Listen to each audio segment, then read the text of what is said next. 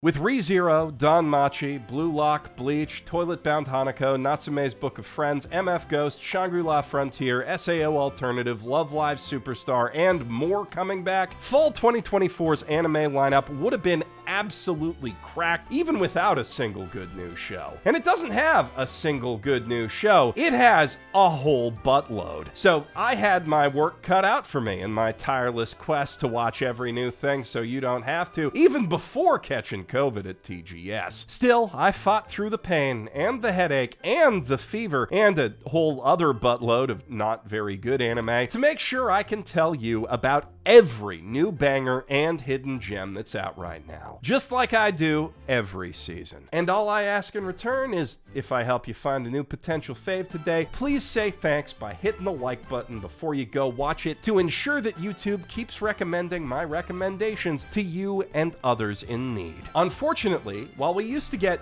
literally every new anime, that hasn't really been the case in the last year, especially with more and more great titles like Girls Band Cry and Thunderbolt Fantasy Season 4 slipping through the licensing cracks each season and forcing me to leave them off the ones to watch. That doesn't have to be a problem for you though. Not if you learn Japanese with the sponsor of Fall 2024's Ones to Watch, Rosetta Stone. Rosetta Stone is a leading language learning app with an innovative and immersive approach to teaching. Instead of studying stuffy old textbooks to memorize translations of your target language, Rosetta Stone uses sound and images to help you directly associate the new words you're learning with the ideas they represent, mimicking the way we acquire language as infants. Which also means that you'll be speaking Japanese as soon as lesson 1 and speaking it right thanks to their pronunciation engine. Rosetta Stone's been a great help to me in acclimating to my new life in Japan over the last few months, especially given how busy we've been. I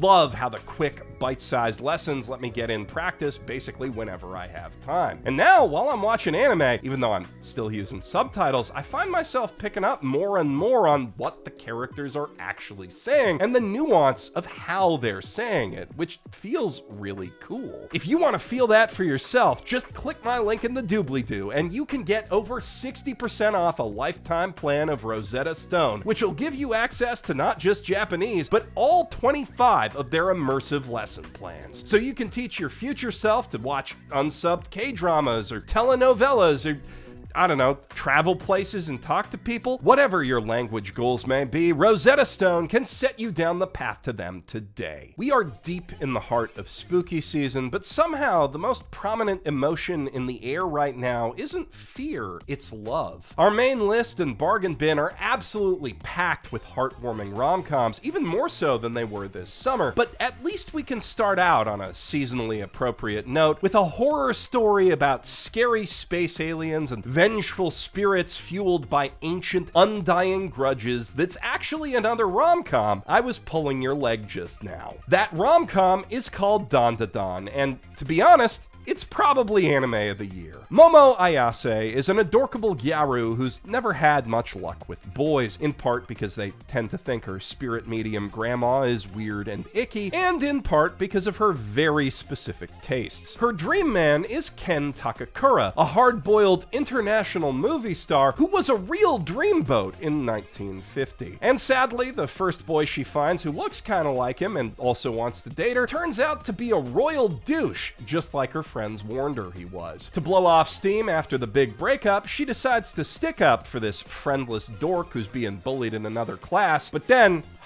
yeesh, boys. He starts following her around school like a little kicked puppy because doing that made him think that she likes aliens and cryptids and UFOs and UMAs and all that other good occult shit, which he happens to be obsessed with, and which does sound like as good a distraction as any from her boy troubles, so she starts telling him about her cool grandma who fights ghosts for a living, and he starts telling her that's stupid because ghosts aren't real. He is an awkward fellow. Setting out to prove each other wrong, he goes for a test of courage in a haunted tunnel while she goes to check out an abandoned hospital said to be a front for alien abductions. And you already know from my preamble that they're both right, leading to her awakening some very cool psychic powers and him being possessed by a schlong-gobbling demon granny, which is where the story really pops off.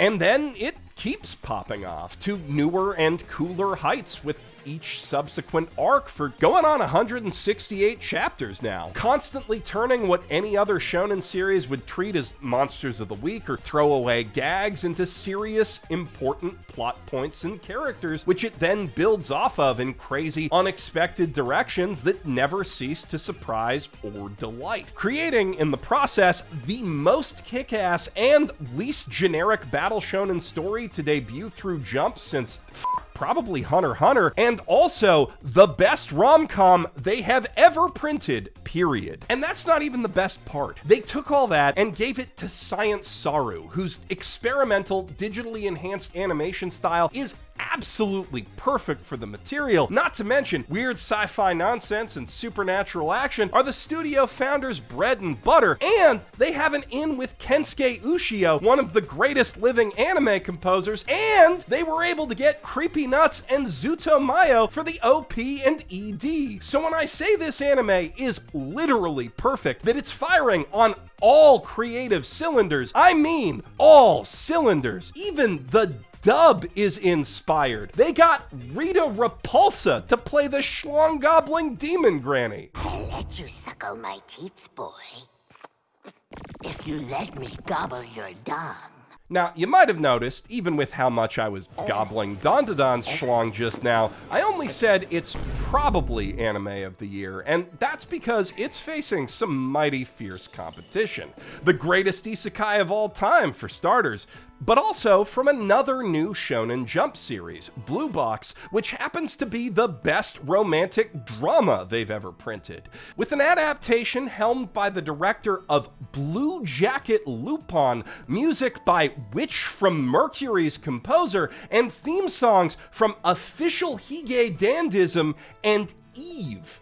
Episode 1 is every bit as beautiful and moving as that pedigree suggests, evoking delicate yet potent feelings as it introduces us to Taiki Inomata, a passionate but unproven young badminton player at the elite, sports-focused private high school Eime, alongside his senpai Chinatsu Kano, ace of their basketball team, whose diligent daily dedication to her craft is what inspires Taiki to get out of bed for practice each morning. Definitely not just so he can be alone with her in the gym for a few minutes, and strive to be the best badminton badass he can be. That's not a joke. Don't let the frilly skirts on the balls fool you. Badminton is the fastest, most intense sport you can play without getting in a vehicle or falling down a mountain, and the manga fully captures that badassery in its more action-packed moments, though the anime hasn't gotten there yet, so I can't really judge it on those grounds. What I can judge are its romantic vibes, which are positively immaculate, and the way the actors and animators have portrayed the characters, which is equally impeccable, especially when it comes to the most important character of all, Best Girl Hina. 観覧料2000円。払えるか! 美しいものに目を惹かれる気持ちもわかるよ。 You're gonna love her, and the rest of the cast, and the show is gonna hurt you with that, I'm not gonna lie, but it's the good kind of hurt, the poignant adolescent angst that all romance enjoyers crave. Blue Box is the good shit. Some of the best shit since Dress Up Darling and Horimiya, and you do not want to miss it. On the other hand, if you're looking for a more adult kind of angst, you know, the kind you get when you're trapped under a mountain of debt from the Yakuza and your stock portfolio's bottomed out before you're even out of college, but the doctor just gave you 2 years to live, so does any of that even matter anymore? Negative Positive Angler might just be the anime for you. Though, as a quick trigger warning, it does introduce its main character by demonstrating that he's the kind of perpetual fuck-up who can't even kill himself right, so if that's something you're sensitive to, it may not be. Folks with a dark sense of humor are gonna absolutely love it though, as are folks who love zany, personality-packed animation, courtesy of the director behind Tanya the Evil and Punchline, plus folks who enjoy the great OSTs of Nisekoi and Bocchi the Rock. And, most importantly, folks who love fishing, because that's what this anime is mostly about. Gorgeously animated, highly technical lure fishing, and what drives a man to stand out in the cold and wet for hours and hours just waiting for literally anything to happen. And not gonna lie, a big part of it is that loan shark thugs can't really get you on a breakwater, but there's also some cool people hanging out on that breakwater, and when things do happen for the briefest of moments, it makes Tsunehiro feel alive again for the first time in as long as he can remember, reminding him of what it feels like to be connected to the cycle of life and death. And if you remember that beautiful animation I was talking about a second ago, it captures that feeling in particular masterfully. So there's definitely more on offer in Negative Positive Angler than just the pitch black humor. The whole thing strikes me as quite profound, to be honest, which comes as no surprise given that this original anime shares its head screenwriter with Frieren. Though to be clear, as a black comedy connoisseur, this is some of the best I've seen since Welcome to the NHK, and that is about as high a compliment as I can pay an anime. Speaking of anime by, for, and about grown-ups, though, real romantic comedy connoisseurs have long known that if you want a genuinely good love story, the first place you should look is in yaoi. For yaoi, you see, is not written by the kind of cowards who bow to will they, won't they high school bullshit tradition. For decades now, researchers have wondered if it might be possible to bring the power of yaoi into a heterosexual rom-com, and How I Attended an All-Boys Mixer is finally here to answer that question with a resounding yes. The story goes thusly. 3 boys with 2 brain cells between them are invited to a mixer by a hot girl with a crush on one of them, and when they arrive, they're dismayed to find 3 smoking hot guys waiting for them instead. Soon, though, they discover those are actually the girls who work together at a, well, the subs translated as Drag King bar, but that implies a level of camp that doesn't really exist in Japanese crossplay host bars. As far as the patrons are concerned, they're just unironically hot dudes, and the boys here to date them can't help seeing them that way either, which of course leads to them feeling a little surprised and more than a little confused as the group date goes on, and they find themselves increasingly entertained by and attracted to the cute boys they're on dates with. Oh, それ俺の関節キス You know, yaoi stuff, but for the straights. The characters in this one are all immensely fun, the humor hits hard and doesn't let up from beginning to end, and the girls and boys alike are adorable no matter what they happen to be wearing in any given scene. How I Attended an All-Boys Mixer is a playful, cheeky, unique romance that's sure to please anyone who's tired of old tropes and raging hormones. Not that I am. That's exactly the kind of anime I grew up on. And the original Ranma half holds a particularly special place in my heart as the very first long-form anime that I ever sought out and binged to completion of my own volition. Not because the powers that be put it on TV or they just happened to have the DVDs at my local Indigo Books, but because that shit was incepted into my core memories by Viz Media's ad placements on Pokemon VHS tapes and Electric Tale of Pikachu issues, and as soon as I figured out how torrents worked, I needed that shit. It also became my first big anime disappointment when, upon finishing 161 episodes, 11 OVAs, and 3 films worth of binging, I realized there was no ending, and given the vintage of the production, likely there never would be. So, as you can imagine, my hype's been through the roof ever since MAPPA announced their modern reinterpretation of the series, only growing with each gorgeous new trailer they've dropped. And now that it's finally here, I have complicated opinions, to be honest, but mostly I really dig it. For starters, I absolutely love the new colorful pop art style that they've gone with for the animation, which is much closer to Rumiko Takahashi's original manga, and overall I was quite impressed with the fluidity of the fight scenes and the gags. But at the same time, it did feel a little lacking in cinematicism compared to the original 80s anime, though to be fair, that only really applies to the first 21 episodes of that original anime before they drastically scaled back the budget, and the new style should just be a straight-up improvement on everything that comes after that once we get there. The only thing that's a strict downgrade, in my opinion, is the removal of Ranma's nipples, which wouldn't bug me so much if they took her boobs boobs with them, but those are still there, all smooth and Barbie-esque now, and it's weird, to be frank, but that's a very minor nitpick. At its core, it's still Ranma, and that makes it one of the greatest comedies ever written. The hilarious tale of a boy who turns into a girl and all the different fiancés he's forced to juggle because his dad, who turns into a panda, is the second biggest piece of shit to ever live. Featuring an immense cast of lovable, memorable, certifiable psychopaths, very few of whom can decide who they want to bone, and all of whom make it everyone else's problem. With martial arts. The original series defined so much of my sense of humor, not to mention my taste in fictional women. If you got a thing for yanderes, it defined yours too. Ranma literally invented those, and I'm just so damn excited to see a new wave of anime fans discover it for themselves and reignite the bloodiest waifu war in human history. Shampoo is best girl!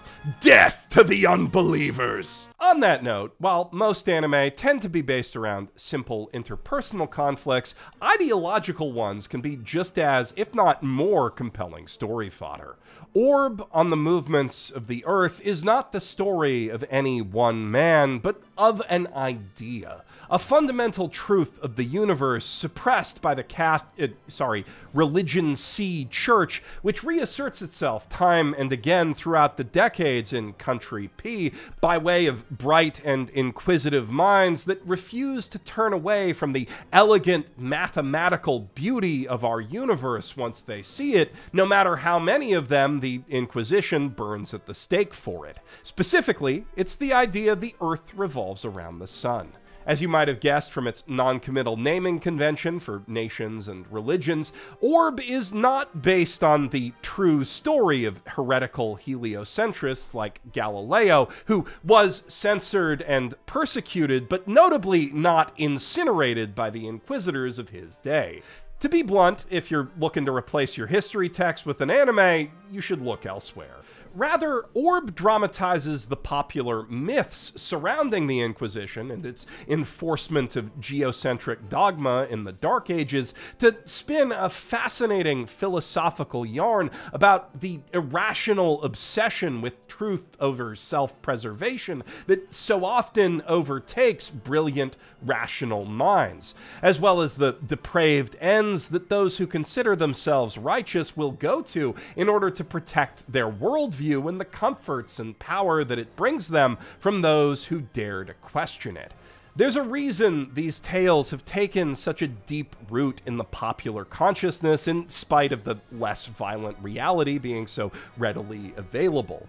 These stories of passionate truth-tellers asserting the reality they see, even as the world screams at them that they're wrong, speaks to something fundamental in the human condition. And certainly there is potent drama to be found in watching a brilliant mind turn its faculties toward hiding the dangerous beliefs that its innate insight refuses to let it reject. In watching this anime's hero, Rafal, toss away the comforts of a theologian's life spent pretending at a higher calling for earthly praise in favor of really pursuing a higher truth. So personally, I don't begrudge the lies that Orb echoes about the past, because there is so much truth in what it has to say about people in the present. Anti-vaxxers, not you. I know some anti-vaxxers are hearing me say that and thinking, oh, he's talking about me. Not you. Not you. If you're a fan of seinen dramas like Vinland Saga, this may well be your sleeper anime of the season. And if you're into that sort of thing, I also heartily recommend checking out Trillion Game, a seinen comedy from the writer of Dr. Stone and the artist of Crying Freeman that follows a confident and charismatic bullshit artist and a meek but elite software engineer as they team up to build a startup and win capitalism by acquiring at least $1 trillion with the power of friendship. Friendship plus the unparalleled spine-hugging ergonomics and fart-venting efficiency of a Herman Miller Aeron, which may sound like a ridiculous thing to spend all $1,500 $500 of your life savings on, but I can personally attest is the single most important investment that a human being can make in their home office, and the one thing I miss most from our life back in Canada. Screw our cats, that chair is everything. What was I talking about again? Right. Trillion Game. Impeccable taste in office furniture aside, the show's portrayal of business strategy and economics is a little shaky, to say the least, as anyone familiar with Dr. Stone's Ryusui can probably guess. If you're looking for intense, high-level mind games, you should probably look elsewhere. The draw here is the charming and frequently audacious characters, as anyone familiar with Dr. Stone's Ryusui can probably guess, brought to life with witty dialogue and fantastic voice acting. It's also got a solid sense of pacing, an even better sense of humor, and an art style that really speaks to how fun all that other stuff has got to be if I'm praising it this hard in spite of that. I'm sure it looks better in the manga, though. Now, if stories of scrappy startups struggling beneath the feet of corporate giants sound exciting to you, you might also get a kick out of Maji Lumiere Magical Girls, Inc. Set in a world beset by constant attacks from monsters called Kai, with over 500 different magical girl brands around Tokyo dedicated to fending those beasts off, the series follows Kana Sakuragi, a fresh young college grad with very little interest in any of that stuff. She simply wants any job she can get, preferably one with nice benefits and a secure career path. And to that end, she's taken to meticulously researching every big corporation she interviews for, to the point she often knows more about the companies than the people running the interviews, though so far that's left them more creeped out than impressed. And that doesn't change when she rolls into her 15th interview at a big finance firm, but when the room gets blown up by a horrifying amalgamation of eyes and icicles due to management cutting corners in their mandatory annual Kai inspection, her photographic memory and ability to think under pressure prove invaluable to the brash, magical Gyaru who comes riding in to save the day. Before Kana knows it, she finds herself recruited by a ragtag crew of weirdos led by this man in a dress who just fucking loves magical girls so damn much you have no choice but to respect it. And so, through her eyes, we get to be introduced to this fascinating modern fantasy world of magic and management, where wands and brooms come mass-manufactured with troubleshooting manuals, and software engineers work tirelessly into the night, getting the particle effects for their transformation sequences just right. Clever, unique world building that nicely complements the series' sharp satire of Japanese corporate culture, and its loving send-up of magical girl tropes. With slick animation and a delightful premise, Maji Lumiere is sure to make anyone who fucking loves magical girls as much as the boss does very happy indeed. Demon Lord 2099 takes a darker look at the idea of a capitalist society built on the power of magic, as it introduces us and the titular Demon Lord Veltal, who gets reincarnated 500 years after a hero kills him, to the cyberpunk city of Shinjuku, a sprawling dystopian metropolis surrounded by lawless wastes and ruled by a ruthless megacorporation led by the Demon Lord's own disgruntled disciple, Marcus. 80 years ago, a mysterious calamity fused their fantasy world with our regular one, and in the interceding decades, the blending of science and magic has revolutionized the way we live, the way they cast spells, and the way the boot of capitalism stomps down on all our necks. In fact, the back of the neck is where everyone has their Ishimaru Heavy Magic Industries Familia device installed, which allows them to instantly cast any spell they can imagine with a single thought, rendering Veltal's previously quite impressive incantation-free magic abilities laughably slow by modern standards. Forget taking down the new CE Mao, Veltal can't even beat up random street thugs anymore. And with his woefully outdated education, he's nowhere near as qualified as even other demon lords in similar situations to get a job, say, managing a McDonald's. But while he may be down, he ain't out yet. He he still has his most loyal servant Machina by his side, plus a new friend in the self-described pretty girl hacker Takahashi, and with their help, he's gonna take over the world using a different kind of magic, the magic of live streaming. Demon Lord 2099 is a little bit Hataraku Mao-sama, a little bit Shadowrun, and overall, a whole lot of fun. Speaking of cyberpunk dystopias, though, Mecha Ude Mechanical Arms is exactly the kind of plucky underdog story that makes me want to cheer for it. And I'm not just talking about how the show's naive young hero gets unwittingly dragged into a secret war between megacorporations and terrorists over the future of the titular race of sentient, superpowered robot limbs. The project itself began life as a humble Kickstarter campaign to help young up-and-coming animator Sai Okamoto achieve her dream of directing her own original anime, ultimately raising over $60,000 to fund the production of a pilot OVA which dropped in 2018. That pilot was a little rough around the edges, as you'd expect from that kind of budget, but brimming with obvious passion, and it clearly showed enough promise to secure funding for Okamoto and her studio Triff to produce an entire TV series. 6 years later, that series is finally here, and its charming, over-the-top animation style and slick blend of 2D and CGI elements would look impressive even if I didn't know its origin story. In its bold tone, its snappily paced plot, its expressive animation, and especially its wild, bombastic action, it is intensely reminiscent of Studio Trigger's work. And to top it all off, Hiroyuki friggin' Sawano did the soundtrack.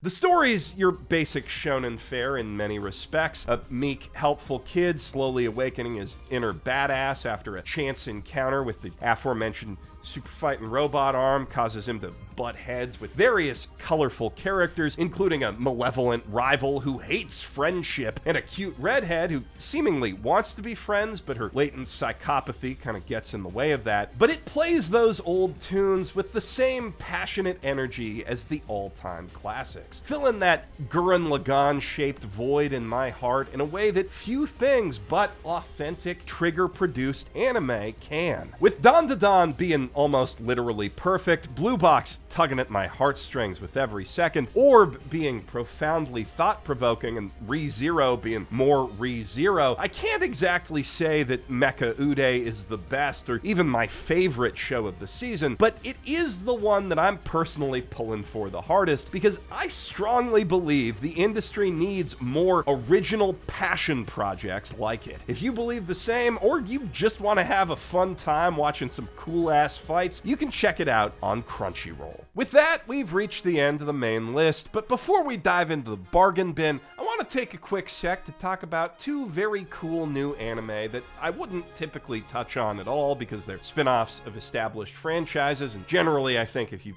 seen enough of the original thing to want to watch a new thing, my recommendation isn't going to help you either way. But these two are kind of special cases that deserve a special spotlight. Firstly, Dragon Ball Daima is a return to form for the legendary Shonen Battle series, both in the metaphorical sense that it's about Goku and pals going on adventures through a crazy new land, the Demon Realm, to collect more magic wishing balls, and literally in that it returns Goku to his original animator-friendly form as a little guy who goes around. Kind of like GT did, except this time all his friends have also been de-aged to adorable first graders as part of a plot by the scrawny, paranoid new Demon King who took over after Dabura got cookie-fied to neutralize the potential threat of the guys who beat up Majin Buu. The other thing that sets Daima apart from GT, and Super for that matter, is the fact that its original story and characters were all conceived and developed by the late,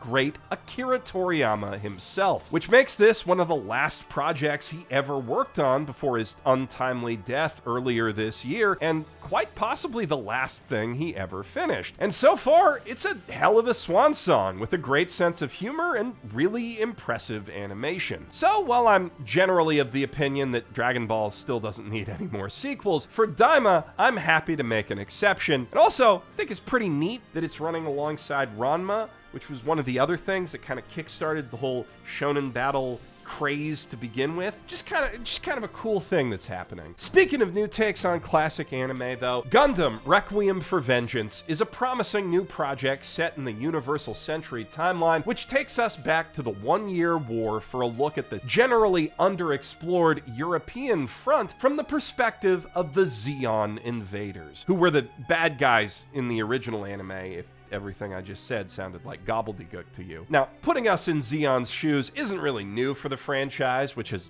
always portrayed the morality of war in tragic shades of gray. But what is kind of new, for anime at least, has been done before in manga, and pretty damn metal regardless, is how those Zeon protagonists see the titular prototype Gundams as these unstoppable horror movie monsters raining death and fire on the battlefield, which is a portrayal very well suited to the new ultra-realistic CGI style. And on that note, as a sci-fi anime cockpit enthusiast, I am generally quite stoked for the insane level of technical detail that style facilitates in every mech we see throughout the series. A little less stoked on how the humans look in that style, if I'm being honest, but that'll be a minor complaint so long as the story turns out good and the battles are as intense as the trailers make them seem. I haven't actually seen the show yet, since it's not out yet, but I'm really excited for it, and I hope I don't end up eating those words. Speaking of shows that'll make you look at badass combat robots differently, though, the first item in our bargain bin, You Are Miss Servant, is basically a straight-up ripoff of the classic Gainax ecchi comedy Maharomatic, only with a clumsy, naive ex-assassin inexplicably volunteering to clean up a lonely teenager's house, rather than an impossibly competent alien-fighting android who's allergic to horny. Which I'm not complaining about, to be clear. It's been 22 years since Maharomatic. Holy f***, I'm old. And frankly, it's about time we got something new in the same vein, especially something this gorgeous and funny. I was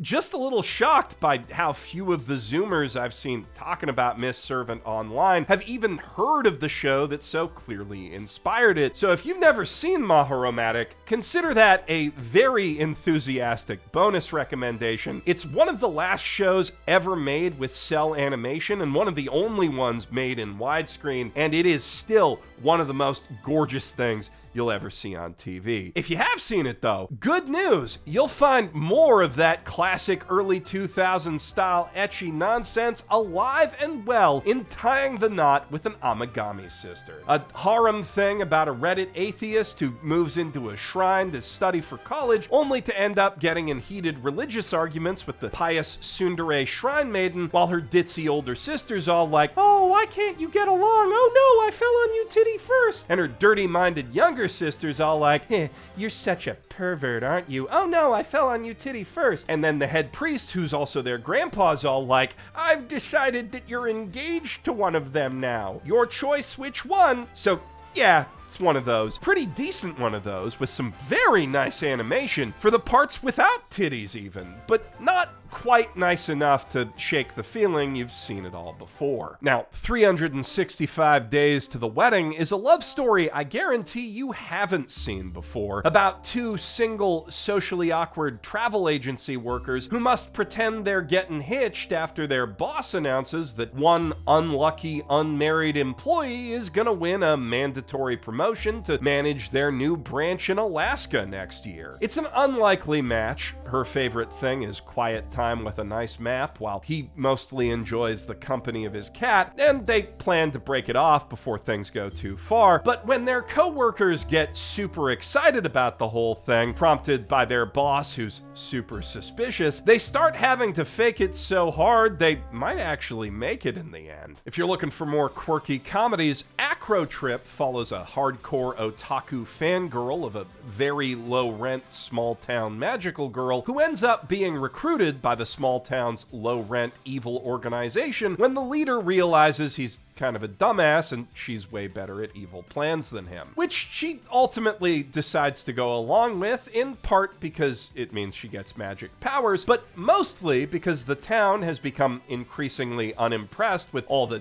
decidedly unthreatening threats Berry Blossom has to face each week, and her #1 fan ain't gonna take that kind of disrespect lying down. If you're a magical girl otaku, or you just enjoy the genre casually, Acro Trip is a quirky parody with an original hook, wonderful characters, and a razor-sharp wit that's sure to put a smile on your face. It's also, hands down, one of the jankiest pieces of animation I have ever laid eyes on, outside of a few nice Sakuga cuts in episode 1, but somehow that messy style ends up really fitting with its overall vibe. In contrast, Stories of Girls Who Couldn't Become Magicians is a positively gorgeous anime about girls and boys, I'm not sure where the title excludes them, at this magical high school who flunked out of the actual magic course and were forced to settle for a more mundane lesson plan, which has kind of a dull plot and forgettable characters, if I'm being honest, but the art style is so good that it absolutely carries them. It does a better job than damn near any other anime I've seen of making its world look like a physical drawing come to life, and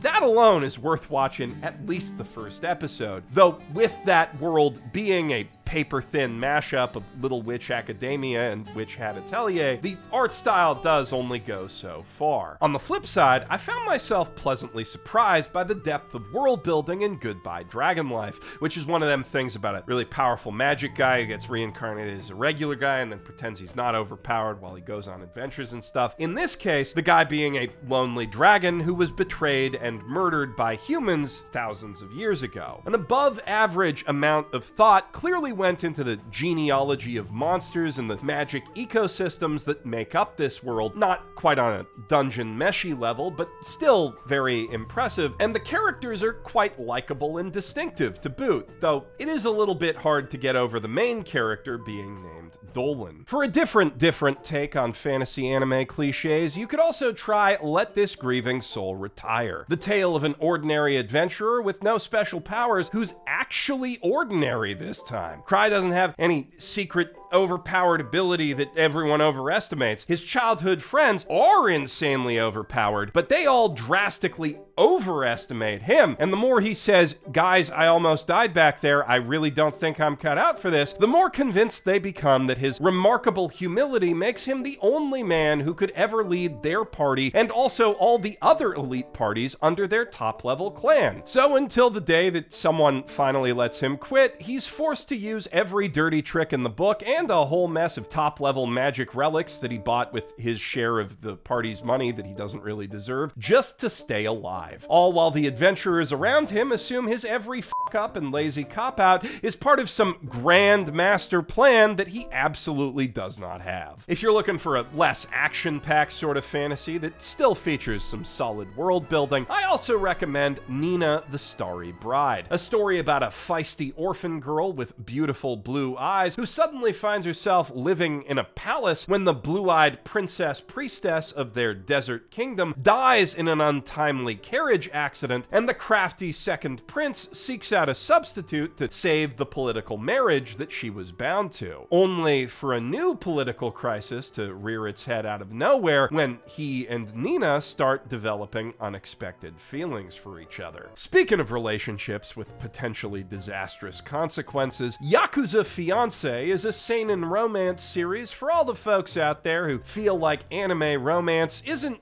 nearly toxic enough these days. Following a sweet young lady from an Osaka Yakuza family as she moves to Tokyo to marry another Yakuza heir who seems like an equally sweet guy at first, only to get bored with her and reveal his f***ed up bad boy side. So, with her grandpa's blessing, she vows to get revenge by making him fall for her and crushing his miserable heart within the year by becoming exactly the kind of stone-cold psycho bitch his masochistic psycho heart craves. And then...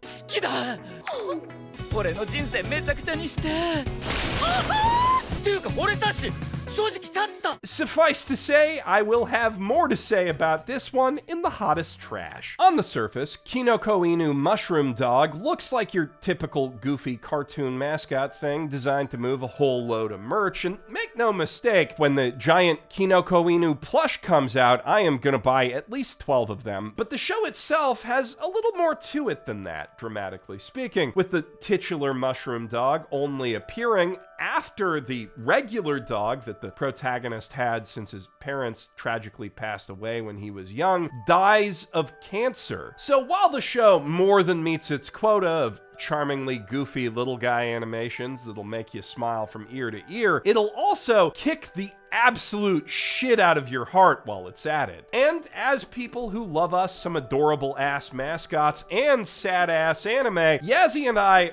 really found ourselves enjoying that. But fair warning, don't get too sad about it or the mushroom dog might do some arson to cheer you up. If you too enjoy sad ass anime, then you might also have a good bad time with Suma Show or My Wife Became an Elementary Schooler, the incredibly moving and tragic story of a dead mom who reincarnates in the body of a 10-year-old to help her husband and daughter finally move on from the state of mourning that they've been stuck in for the last decade. Though personally, I'd recommend reading the manga over watching the anime, as the adaptation cuts a lot of connective tissue and character development that ends up making it feel a little bit rushed. Still good, but the manga's a whole lot better. Anyway, that's all the anime recommendations I've got for you today, unless of course you missed my recent list of great short horror anime for your next binge night or Halloween party, or time you just feel like watching something spooky and you don't want to make a whole thing out of it, like how I don't want to make a whole thing out of this outro. So real quick, here's a list of all the ones to watch, plus the bargain bin anime